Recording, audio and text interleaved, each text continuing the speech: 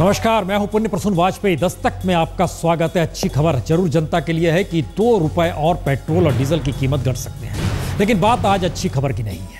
बात दरअसल इस देश की त्रासदी की है, उस दर्द की है जिसको लेकर काले धन के जरिए इस देश में क्या सिर्फ सियासत की जा रही है।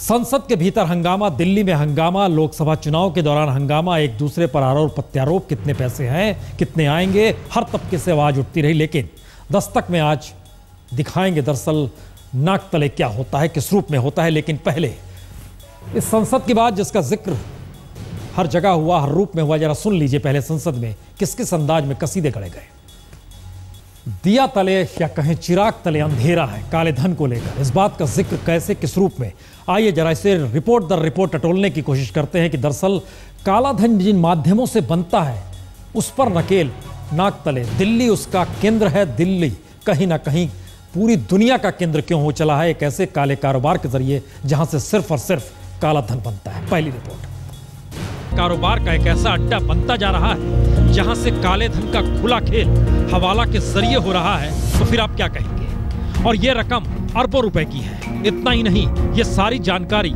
सरकार के पास है, तो ऐसे में आप क्या कहेंगे। दरअसल प्रवर्तन निदेशालय यानी ईडी की जांच में यह सब कुछ सामने आया है कि दिल्ली और पंजाब के हवाला कारोबारी दुनिया के सबसे बड़े ड्रग सिंडिकेट के लिए मनी लॉन्ड्रिंग कर रहे हैं। पिछले 2 सालों में यहां से 1,500 करोड़ रुपए से कहीं ज्यादा की रकम हवाला के जरिए कोलंबिया, मैक्सिको, हांगकांग और ऑस्ट्रेलिया के बड़े ड्रग सिंडिकेट को भेजी गई है। इस मामले में अब तक 3 भारतीयों की गिरफ्तारी ईडी ने कर ली है और तकरीबन दर्जन भर के ऊपर की गिरफ्तारी हो सकती है।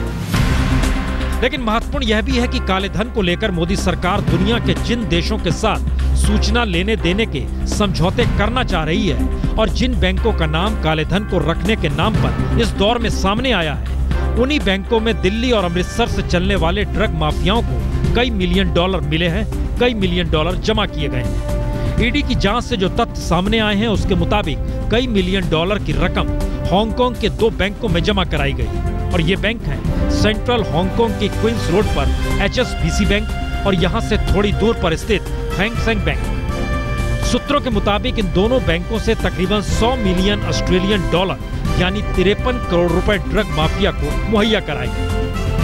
दरअसल ड्रग्स की अब तक की सबसे बड़ी जांच में ईडी लंदन की स्कॉटलैंड यार्ड, ऑस्ट्रेलिया की फेडरल पुलिस, अमेरिका की ड्रग्स इन्फोर्समेंट पुलिस और हांगकांग की खुफिया एजेंसी की मदद ले रही है। लेकिन सवाल वहीं का वहीं अटका है कि एक तरफ ड्रग्स माफिया के जरिए काले धन की उगाही और इन सब के बीच भारत से काले धन पर नकेल कसने की आवाज। अक्षय सिंह के साथ दीपक शर्मा, दिल्ली आज तक। गिरफ्तारी हुई है, कई और गिरफ्तारियां होंगी, लेकिन याद कीजिए प्रधानमंत्री जिस वक्त ऑस्ट्रेलिया गए थे 13 तारीख थी, लेकिन उससे 1 हफ्ते पहले ईडी के अफसर, इन्फोर्समेंट डायरेक्टरेट के अफसर भी ऑस्ट्रेलिया गए थे। ब्लैक मनी का पूरा रैकेट जो नशे के कारोबार के जरिए चलता है उसको समझने, बूझने और कहीं ना कहीं उन सब के जरिए साधने गए थे संपर्क। सवाल कई हो सकते हैं, लेकिन आइए सिलसिलेवार तरीके समझिए ये पूरा नेक्सस दिल्ली के जरिए कैसे समूची दुनिया का केंद्र बन चुका है। सत्ता में आते ही मोदी सरकार ने संकेत दिए थे कि काले धन पर नकेल कसी जाएगी। संकेत दिल्ली में ही दिए गए और ईडी की जांच बताती है कि नशे के कारोबार से काला धन बनाने का खेल दिल्ली से ही चलता है और नकेल अभी तक कसी नहीं जा चुकी है। नशे के काले कारोबार के धंधे से काले धन को बनाया कैसे जाता है और काले धन को हवाला के जरिए कैसे नशे के कारोबार को और ज्यादा बढ़ाया जाता है, यह खेल ईडी की जांच से सामने आ रहा है। मसलन दिल्ली से यह खेल चलता कैसे है। नई दिल्ली रेलवे स्टेशन से 1 किलोमीटर की दूरी पर यह पहाड़गंज का नेहरू बाजार है। इस बाजार में जरा इस कॉफी शॉप पर गौर कीजिए। कुछ दिन पहले तक यहाँ जय दुर्गा फॉरेक्स प्राइवेट लिमिटेड नाम की मनी एक्सचेंज कंपनी चला करती थी और ईडी की जांच के मुताबिक जय Durga foreign exchange company Delhi का हवाला कारोबारी गौरव गुप्ता चला रहा था। गौरव गुप्ता के तार पंजाब से लेकर हांगकांग और ऑस्ट्रेलिया में बैठे अप्रवासी भारतीयों यानी NRI से जुड़े थे, जो दुनिया के कुछ बड़े ड्रग सिंडिकेट्स के मोहरे हैं। और जो जांच निकलकर सामने आई उसके मुताबिक गौरव गुप्ता मेलबोर्न में बैठे इटालियन माफिया के लिए हवाला के जरिए दिल्ली से हांगकांग और दुबई पैसे भेज रहा था। ईडी के मुताबिक सितंबर 2013 से सितंबर 2014 तक गौरव गुप्ता ने 365 करोड़ रुपए का काला धन हवाला के जरिए इटालियन ड्रग माफिया पैस्कुल बारबारो को मुहैया कराया। ड्रग माफिया बारबारो ने कोलंबिया के एक गिरोह से 150 किलो कोकेन की डील की थी। यह डील 1500 करोड़ रुपए की थी, जिसमें 365 करोड़ रुपए का हवाला गुप्ता के जरिए हुआ। एक आदमी अपना सामान यूएसए से बेचता है ऑस्ट्रेलिया और उसका पैसा इंडियन दे रहा है, तो कानूनन बात है कि क्योंकि कुछ इलीगल फ़ायदा एक इंसान को हो रहा है, वो बिना भारत सरकार की परमिशन से, आरबीआई की परमिशन से पैसा भेज रहा है, तो संभाविक है कि उसको बहुत तगड़ा फ़ायदा हो रहा है। कालाधन और ड्रग्स कारोबार की इस सबसे बड़ी जांच की अहम कड़ी अमृतसर का ये आलीशान बंगला है। इस बंगले को एक हफ्ते पहले ही ईडी के अफसरों ने सील किया है। इस बंगले में अंतर्राष्ट्रीय हवाला ऑपरेटर गगनदीप सिंह और परमदीप सिंह रहते हैं। दरअसल ये दोनों भाई दक्षिणी अमेरिका से लेकर हांगकांग तक के बड़े ड्रग सिंडिकेट के मनी एजेंट्स थे। ईडी की जांच के मुताबिक परमदीप सिंह ने Raja and company forex private limited के नाम से हवाला के धंधे में पांव जमाए थे। परमदीप ने अरबों रुपए की ड्रग्स मनी को ठिकाने लगाने के लिए ऑस्ट्रेलिया के मेलबोर्न शहर में billion trend forex private limited और हांगकांग में एवीएस ट्रेडिंग नाम की कंपनी खोली। परमदीप ने ऑस्ट्रेलिया में अपने एजेंट मनदीप सिंह को तैनात किया और वहां से ट्रिपैट इंटरप्राइजेस के नाम से एक और कंपनी खुलवा दी। परमदीप ने संजीव सैनी नाम के एक और एजेंट को ऑस्ट्रेलिया में तैनात किया। सैनी ने हवाला के लेन देन के लिए वहां के SK trading NSW private limited नाम की कंपनी खोली। ये खेल लगातार चलता रहा और इन सब के बीच जो जांच निकल कर आ रही है उसमें अरबों रुपए के काले धन के शामिल होने की बात है। अक्षय सिंह के साथ दीपक शर्मा, दिल्ली, आज तक।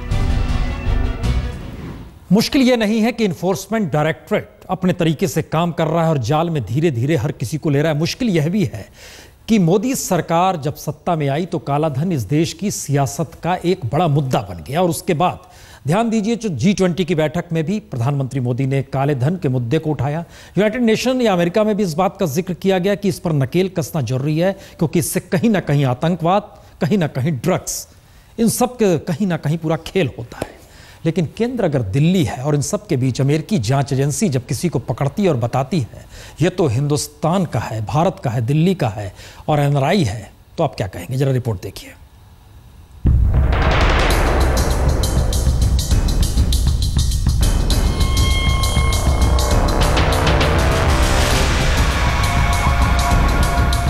दिल्ली से 12,849 किलोमीटर की दूरी पर लॉस एंजल्स शहर के सिम्पसन एवेन्यू में यह घर है सचिन शर्मा का। सचिन शर्मा को अमेरिका की ड्रग एनफोर्समेंट एडमिनिस्ट्रेशन यानी DEA के अफसरों ने ड्रग्स की काली कमाई के साथ गिरफ्तार किया और अमेरिकी एजेंसियों ने जब जांच की तो ये पाया कि दरअसल ये एनआरआई यानी अप्रवासी भारतीय सचिन शर्मा मैक्सिको, कोलंबिया और वेनेजुएला के बड़े ड्रग सिंडिकेट के लिए मनी एजेंट का काम कर रहा था। सचिन ने लाखों डॉलर की रकम दिल्ली से दुबई और दुबई से मैक्सिको भिजवाई थी। सचिन के तार दिल्ली में गौरव गुप्ता और अमृतसर में परमदीप सिंह से जुड़े थे। एनफोर्समेंट डायरेक्टरेट पहले होता था फेरा, फॉरेन एक्सचेंज रेगुलेशन एक्ट। उसके तहत तो उनके पास, सबके पास अरेस्ट की पावर थी, लोग अरेस्ट भी होते थे, शो कॉज नोटिस भी होता था, उनके कारण बताओ नोटिस होता था, वो एक कार्रवाई अलग चलती थी, मनी सीज हो जाता था। लेकिन फेरा के जाने के बाद, फेरा खत्म होने के बाद फेमा आ गया, फॉरेन एक्सचेंज मैनेजमेंट एक्ट। इसके अंदर फेरा एनफोर्समेंट अथॉरिटीज के पास अरेस्ट की पावर नहीं। ड्रग्स के धंधे पर सबसे बड़ी जांच कर रहे ईडी के अफसरों का कहना है कि सचिन शर्मा अमेरिका में द्रव्य इंटरप्राइजेज नाम की कंपनी चला रहा था और भारत में परमदीप और उसके भाई गगनदीप के जरिए लाखों डॉलर की रकम अलग अलग देशों में ड्रग सिंडिकेट को भिजवा रहा था। सचिन ने लॉस एंजल्स में बैंक ऑफ अमेरिका और जेपी मॉर्गन बैंक के जरिए कई बड़े सौदे किए। यानी काले धन लाने को लेकर जो बेचैनी मोदी सरकार लगातार दिखा रही है, उसमें सबसे बड़ा सवाल यही हो चला है कि जब दिल्ली ही काले धन के लिए नक्शे के कारोबार का केंद्र बन रहा है और वही सारे बैंक इसमें शामिल हैं जो काले धन को लेकर कोई जानकारी भारत सरकार को उपलब्ध नहीं करा रहे हैं, तो फिर काला धन आएगा कैसे? आना तो दूर, क्या इस दौर में लगातार कालाधन दुनिया के अलग अलग बैंकों में जमा हो रहा है? और ईडी की जांच तो यही बतलाती है जिस तरीके से नशे का काला कारोबार समूची दुनिया में चल रहा है और उसके केंद्र में दिल्ली है, ऐसे में कहीं ना कहीं नकेल भारत सरकार को पहले उस पर कसनी होगी। अक्षय सिंह के साथ दीपक शर्मा, दिल्ली, आज तक। दरअसल ये रास्ता यहां भी नहीं थमता है। क्या ये माना जाए कि इस दौर में एक सिस्टम बन गया है कि काला धन आएगा ही? ये हम क्यों कह रहे हैं? ध्यान दीजिए तो सरकार की नीति इस दौर में कहीं ना कहीं विदेशी पूंजी भारत के बाजार में आ जाए, विदेशी कंपनियां आ जाएं, इस दिशा में कदम बढ़ा रही है। कौन सी कंपनी आ रही है? कोई फोन के इंपोर्ट कर रहा है जो मोबाइल फोन है, कोई कंज्यूमर गुड्स के नाम पर कंपनियां बना रहा है। ये लोग क्या कर रहे हैं, किस रूप में आ रहे हैं, कहां पैसा लग रहा है? वो पैसा कहीं ड्रग्स माफिया और पूरे सिंडिकेट के जरिए, ब्लैक मनी हवाला के जरिए तो पैदा नहीं कर रहा है। जरा इस रिपोर्ट को देखें। तो क्या काले धन का सवाल भारत सरकार के लिए गले की हड्डी बनता जा रहा है?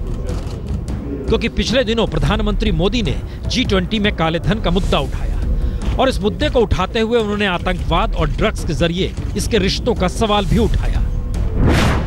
लेकिन इन सब के बीच ईडी की जांच में यह भी खुलासा हुआ कि दुनिया में ड्रग्स का यह सबसे बड़ा हवाला ऑपरेशन है और इतना ही नहीं, एक साथ ये दुनिया के 15 से 20 देशों में चल रहा है। और जो जांच हो रही है उसके मुताबिक यह हवाला ऑपरेशन ऑस्ट्रेलिया से लेकर अमेरिका तक फैला हुआ है। लेकिन भारत सरकार के लिए मुश्किल यह है कि इन सब के केंद्र में और कोई शहर नहीं बल्कि दिल्ली है। ईडी के सूत्रों के मुताबिक हवाला के इस अंतर्राष्ट्रीय गिरोह के सभी सदस्यों को नक्शे के काले धंधे के पैसे ठिकाने लगाने के बदले 5% कमीशन मिलता है। महीने भर की जांच में ईडी को यह भी मालूम हुआ कि यह सिंडिकेट भारत में मोबाइल फोन इंपोर्ट करने की आड़ में बड़ी रकम दिल्ली ला रहा है।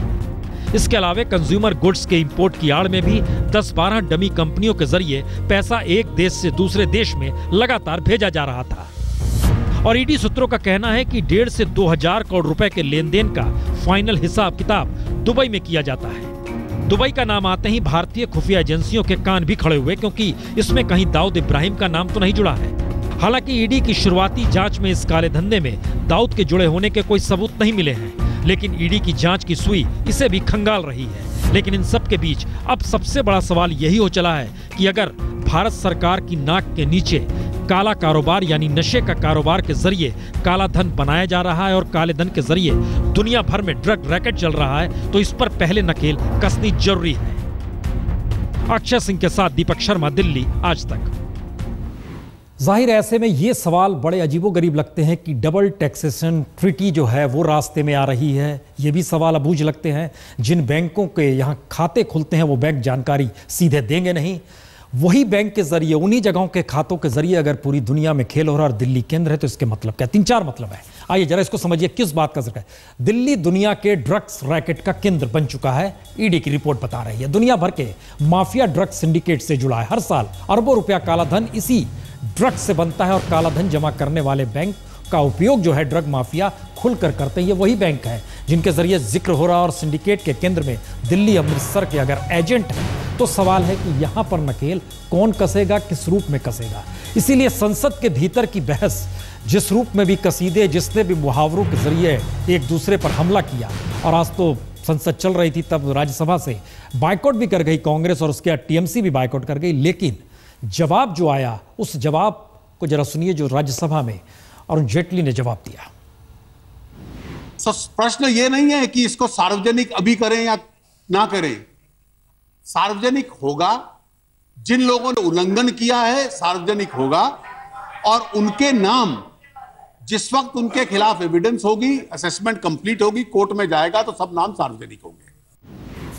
सब नाम सामने आ जाएंगे जब पूरी चार्जशीट तैयार हो जाएगी, देश को बता दिया जाएगा। लेकिन इस पूरे दौर में जो एसआईटी की भी जो पहली रिपोर्ट आई उसमें यही आया कि लगभग 50% से ज्यादा ब्लैक मनी वाले उसमें खाते पैसे ही नहीं है। लेकिन दूसरा हिस्सा जिसका जिक्र हम कर रहे थे, चिराग तले अंधेरा, उस स्थिति पर नकेल कौन कसेगा, कैसे कसेगा? एक पूरा सिस्टम अगर इस रूप में है कि जहां पर जिस रूप में पैसा बनाया जा रहा है वही एक काले धन की स्थिति है।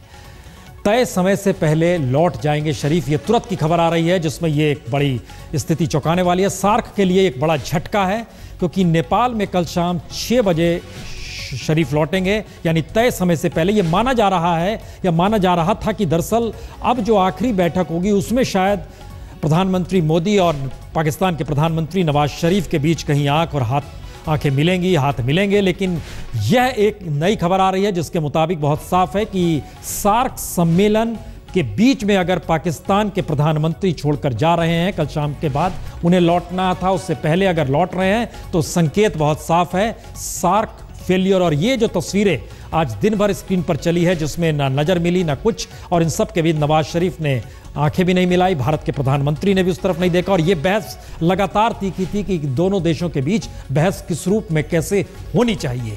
तो सार्क के लिए एक बड़ी असफलता है। याद कीजिए 2002 में भी उस वक्त मुशर्रफ थे और वाजपेयी थे, लेकिन इन सब के बीच हाथ भी मिले थे। लेकिन क्या जानकारी और हम सीधे चलते हैं अपने संवाददाता गौरव सावंत के पास, जो काठमांडू मौजूद हैं। गौरव, बीच में छोड़कर जा रहे हैं नवाज शरीफ। बिल्कुल प्रसून, उनको परसों सुबह जाना था, लेकिन अब वो कल शाम को ही जा रहे हैं। और यहां पर कयास ये लगाया जा रहा है कि दो वजह है। एक तो पाकिस्तान में जो आंतरिक स्थिति है, और दूसरा पाकिस्तान पर इस समय आरोप लग रहे हैं कि प्रधानमंत्री नरेंद्र मोदी की जो पहल थी कनेक्टिविटी की, सार्क के सभी देशों को जोड़ने की, चाहे वो ऊर्जा का क्षेत्र हो या सड़क का क्षेत्र हो या रेल लाइन का क्षेत्र हो, उसमें पाकिस्तान ने खलल डाली है और पाकिस्तान उससे सहमत इस समय नहीं है। हालांकि पाकिस्तानी खेमे में हमारे सूत्र कह रहे हैं कि कल जो धूलीखेल में रिट्रीट है, उसमें ऊर्जा के क्षेत्र में पाकिस्तान अपनी हामी भर सकता है, हाँ बोल सकता है, लेकिन सड़क और रेल लाइन के लिए पाकिस्तान को और समय चाहिए। इन प्रिंसिपल पाकिस्तान उसके खिलाफ नहीं है, लेकिन यहां खासी निराशा है, क्योंकि एक बड़े एग्रीमेंट की उम्मीद थी 18वें सार्क समिट से। वो बड़ा एग्रीमेंट अभी तक नहीं हो पा रहा है। आज वो डील साइन होनी थी, आज कोई डील साइन नहीं हुई। कल सुबह जो धूलीखेल में रिट्रीट है, आप ये मानिए प्रसून कि इस समय नेपाल में प्रधानमंत्री से लेकर कई आला अधिकारी लगातार पाकिस्तान से बात कर रहे हैं और ये उनको बताने की कोशिश कर रहे हैं कि इस समिट को फेल मत होने दीजिए, आप हामी भर दीजिए। बैक चैनल चल रहा है, सफल होंगे या नहीं कल ही पता चल पाएगा। लेकिन इस बीच जो औपचारिक रीजन दिया जा रहा है वो तो ये है कि वो वापस जाना चाहते हैं, क्योंकि परसों सुबह बहुत ज्यादा फ्लाइट्स जाएंगी तो वहां एयरपोर्ट पे डिले हो सकते हैं, इसीलिए कल शाम ही निकल जाना चाहते हैं। बड़ी खबर यह भी है कि नेपाल के राष्ट्रपति का डिनर प्रधानमंत्री नवाज शरीफ पाकिस्तान के नहीं अटेंड करेंगे। प्रसून, चलिए, एक बड़ी खबर है ये, बहुत बहुत शुक्रिया गौरव। लेकिन ये एक चौंकाने वाली खबर भी है, क्योंकि सार्क में इससे पहले कोई बीच में सम्मेलन छोड़कर गया नहीं, और नवाज शरीफ के जाने का मतलब बहुत साफ है कि सार्क का ये सम्मेलन इतिहास में फेल भी माना जा सकता है, और खासतौर से टकराव की वजह के रूप में भी याद किया जा सकता है, अगर वो वाकई वक्त से पहले और उस डिनर में शरीक नहीं होते जिसमें हर देश के नुमाइंदगी जो होती है उसकी मौजूदगी होती है।